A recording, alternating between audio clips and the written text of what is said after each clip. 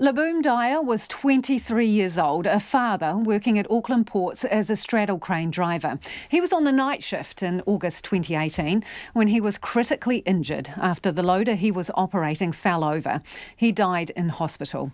Today, the port was fined $500,000 for its role in this young dad's death in what the court has described as an entirely preventable tragedy. Our reporter Nita Blake-Persen has been covering the case and she joins me now in the studio.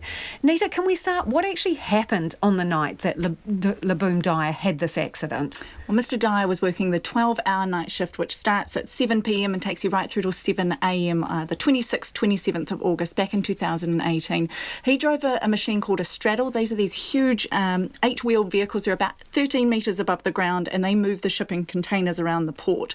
They take instructions from someone else around where those containers need to be assigned, and at around 3:45 he was given instructions to move one container to one particular place, but he'd already moved past the turning point for where he needed to be. So he attempted a U-turn in one of these big machines while travelling at 25 kilometres an hour. Now that's the fastest maximum speed allowed, and the straddle tipped over with Mr Dyer inside it. So he sustained really serious injuries and was taken to Auckland Hospital but later died.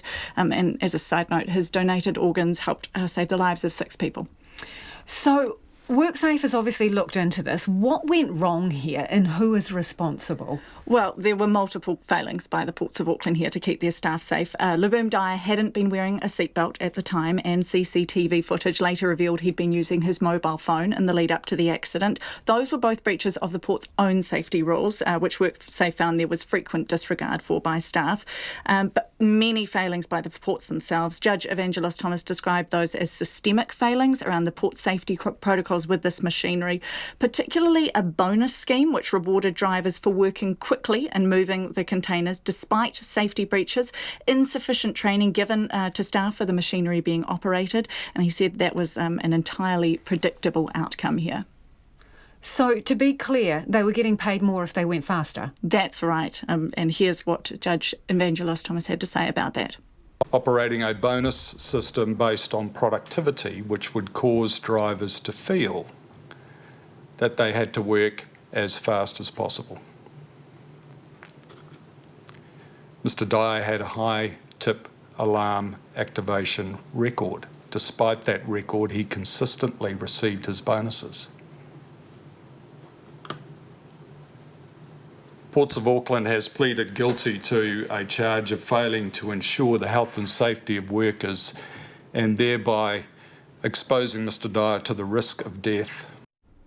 So there was mention in there of a tip rate, and that's basically the number of instances drivers risked toppling their machines. It would alert someone. Now, Mr Dyer had one of the highest rates, tip rates in the company, but he continued to consistently receive that bonus, basically reinforcing his risky behaviour.